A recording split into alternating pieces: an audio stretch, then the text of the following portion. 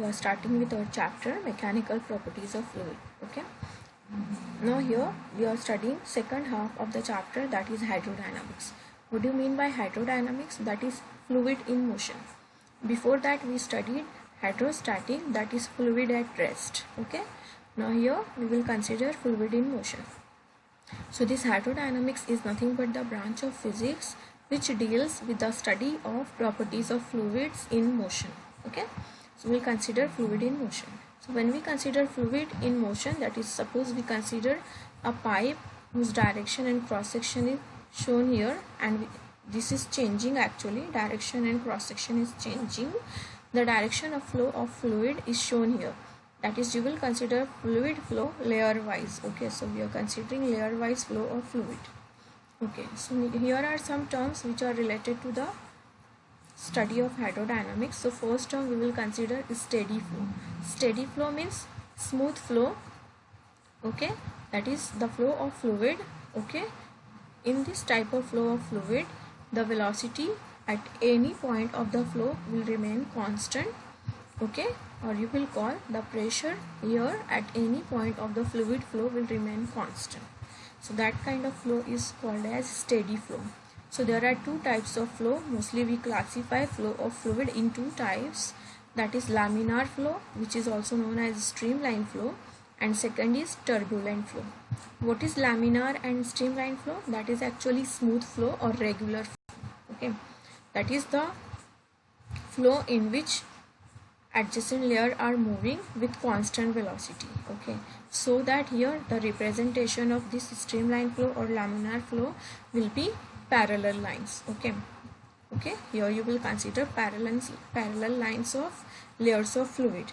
Okay, next here second is turbulent flow, that is here irregular flow or random flow of fluid. Okay, so you will see here fluid is flowing randomly, so we are showing it is by random direction or random curves. Okay, now here the velocity will be changing in magnitude and direction at every point of the flow.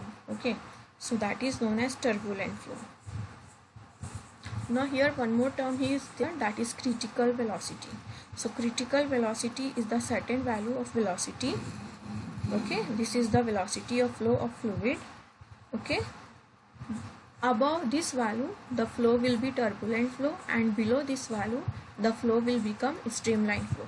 Okay, so this is particular value of flow of fluid, above which the flow becomes turbulent flow, below which the flow becomes streamline flow. Now here next thing here we will consider, mostly the question is asked to distinguish between streamline flow and turbulent flow. So question will be asked for 2 marks, so you have to write 4 points. What 4 points you can write here? You can see here streamline flow and turbulent flow. In streamline flow, velocity is less than, that is velocity of flow of fluid in streamline flow is less than critical velocity, and here in turbulent flow velocity of flow of fluid in turbulent flow is greater than critical velocity value. Okay, now here in streamline flow velocity is constant at any point in the flow, and in turbulent flow velocity is changing, it is not constant at any point of the flow.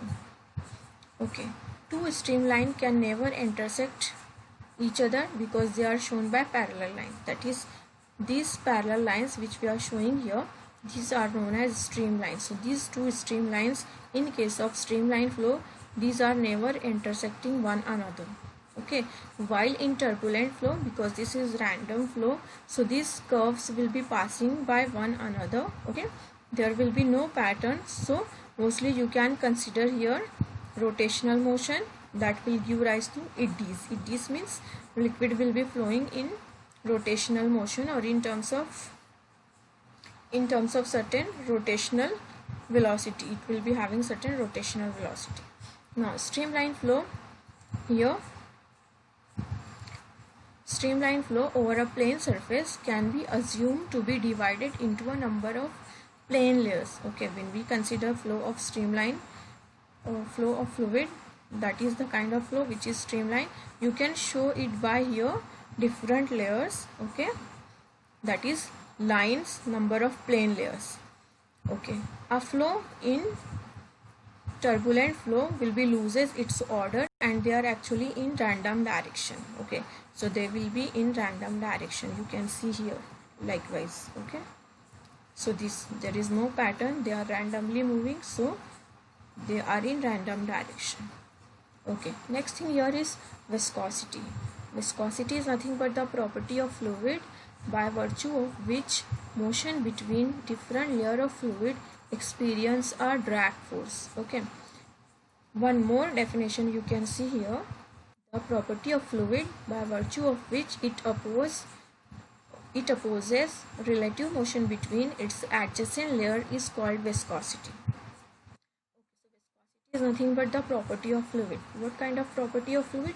It is just like the frictional force in case of solid. Okay, in case of solid, if you take here two surfaces in contact and they are actually here sliding over the other, they will be facing frictional force in between. So this viscosity is nothing but the frictional force in case of fluid. Okay, so this is the property of fluid. Because of this property, it will oppose the relative motion between its adjacent layer, as we are showing flow of fluid by layers here. Okay, so these adjacent layer will be opposing the motion of one another because of the property of viscosity. Okay, now viscous force or viscous drag. This viscous force or viscous drag is nothing but the tangential force. Okay, and this tangential force will oppose the relative motion of adjacent layer of fluid. Okay, so this is the property. Viscosity means property. Viscous force or viscous drag, that is the tangential force which will oppose the relative motion of adjacent layer of fluid. Okay, okay, what is the example here for viscosity?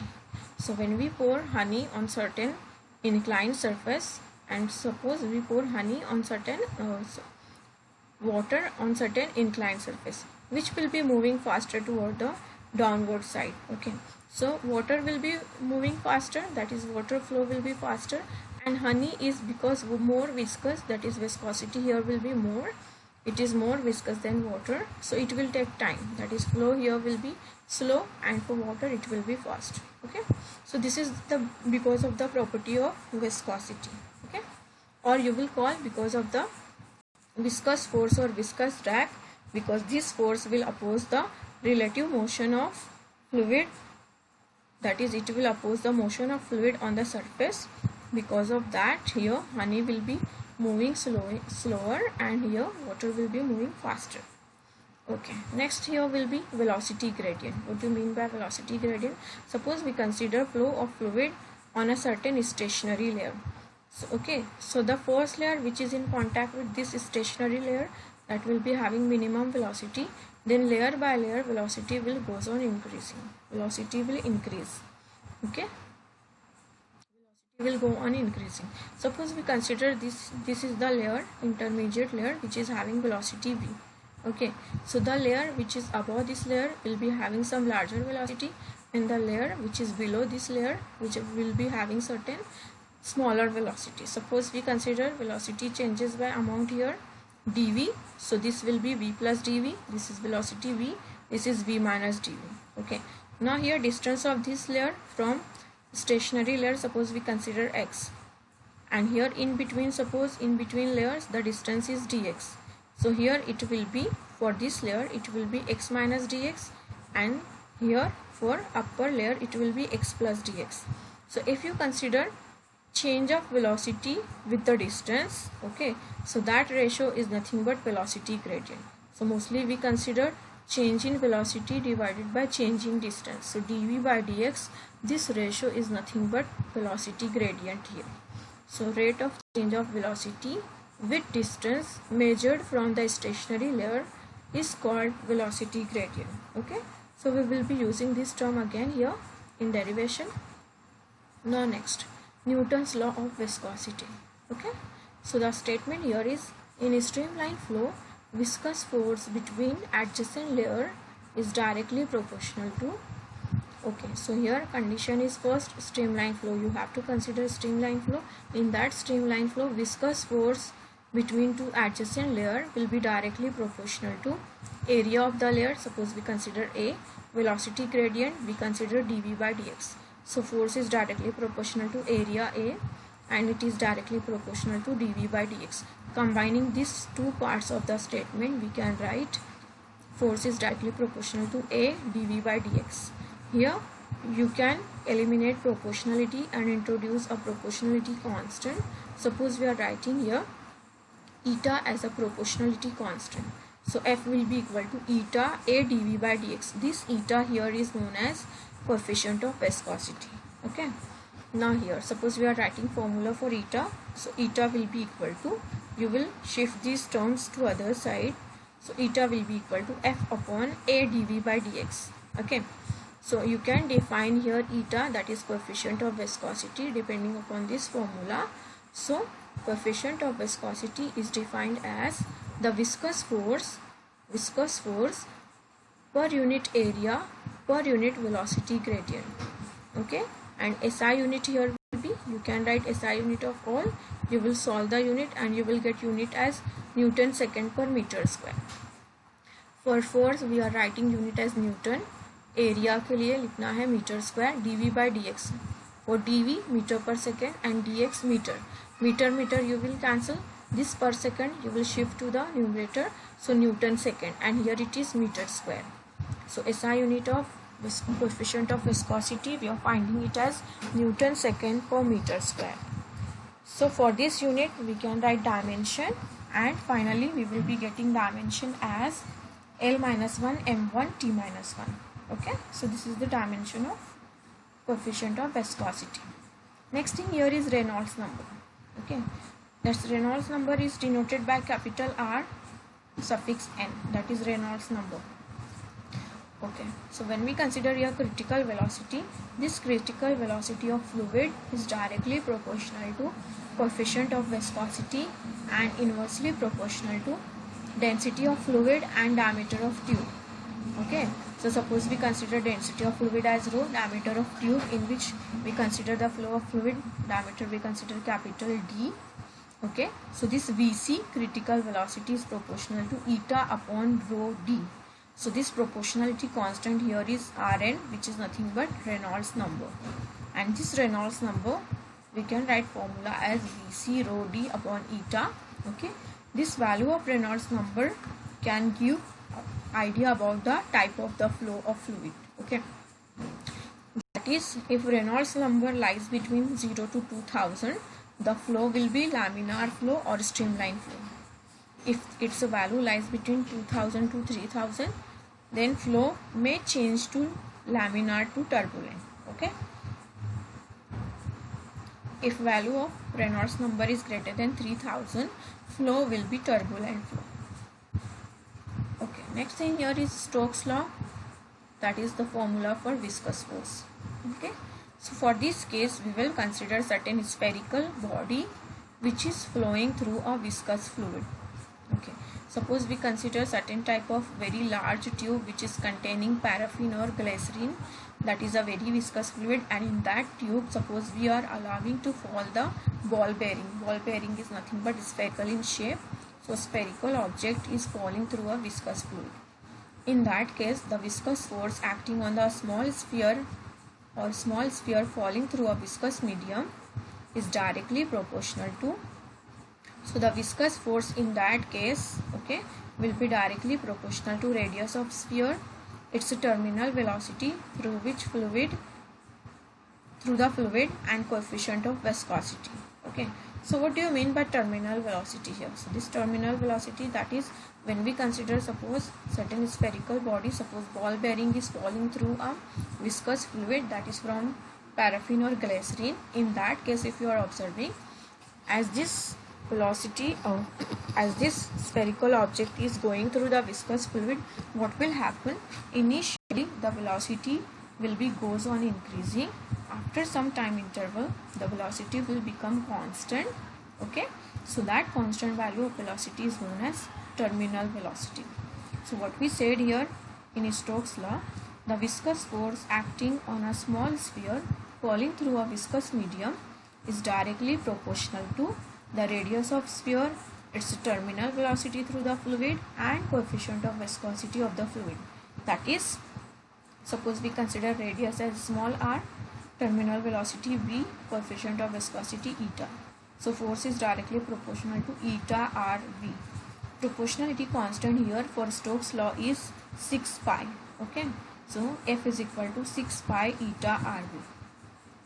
This 6 pi value is actually found by experimental observation. Okay, so that is fixed here. That is proportionality constant in Stokes law. Okay, next thing here can be asked expression for terminal velocity. Okay, so mostly here instead of this theoretical derivation, numerical can be asked to you for 3 marks. Okay, so here in case if question is asked here to derive the terminal velocity, what you will write here for derivation. So first you will draw your figure. In certain very large or long tube, certain viscous fluid is taken. In that, certain spherical object is falling through. Okay, for this spherical object, weight of the object will be going or will be acting vertically downward. That is, weight mg is acting vertically downward. Now viscous force, that is the force acting on the spherical body or spherical object due to this viscous fluid, which will oppose the flow falling velocity of this spherical body. That force here will be viscous force, and that will be in a vertically upward direction. Similarly, upthrust, that is buoyancy force, will be again in vertically upward direction. Okay, so here 3 forces we consider here. Okay, so as this spherical object is going down, its velocity keep on increasing. At certain point, its velocity will become constant. At the point when its velocity will become constant, that condition is known as equilibrium condition. Okay, at this condition you can equate the forces. Okay, so at certain stage the downward velocity will remain constant, and this constant velocity is known as terminal velocity. For this case, terminal velocity, total downward force will be equal to total upward force. So we will equate downward force is nothing but weight of sphere, upward force will be viscous force plus upthrust. So here weight is mg. You can write, if we consider this liquid is having density rho, we can consider density equal to mass upon volume. So mass will be equal to density into volume. So you can write, instead of this m, we can write density into volume. As this is a spherical shape, volume will be 4 by 3 pi r cube. So density rho 4 by 3 pi r cube you can write instead of m. So density into volume, that is nothing but mass. So rho 4 by 3 pi r cube into g. So this is weight, and that is equal to viscous force. We can write viscous force according to Stokes law as 6 pi eta rv. Upthrust we can write here, suppose we consider the density of object is sigma. So sigma 4 by 3 pi r cube into g. This is nothing but upthrust. Okay, now here as we want to find out velocity v, that is terminal velocity, we will take this term to the left side, other term we will shift. So this we will shift here, this, suppose we are shifting here this term toward this term. So 6 pi eta rv will be equal to rho 4 by 3 pi r cube g, and this will be minus sigma 4 by 3 pi r cube into g. You can take 4 by 3 pi r cube as common, rho minus sigma in bracket, and g again is common. Okay, pi you can cancel here. Okay, if we shift here, remaining term, okay, we can here take pi, we can cancel, 1 power of r we can cancel here. Okay, 4 and 6 you will divide by 2, so it will become 2 by 3. This 3 and 3 you can write it as 9, so here it will be 2 by 9. Here it will become r square rho minus sigma g divided by eta. So this is the final expression for terminal velocity when object is flowing through a viscous fluid. Okay, this derivation can be asked for 3 marks, and any numerical depending upon this formula with one unknown and other known values can be asked for 3 marks. So this is all about theory part of this chapter. remaining is that is Pascal's law, equation of continuity, Bernoulli's principle and its application, that is not included for in your syllabus for this year now. Okay, so this is all about theory part of this chapter. Okay, then we will start with numerical in next lecture. Thank you so much.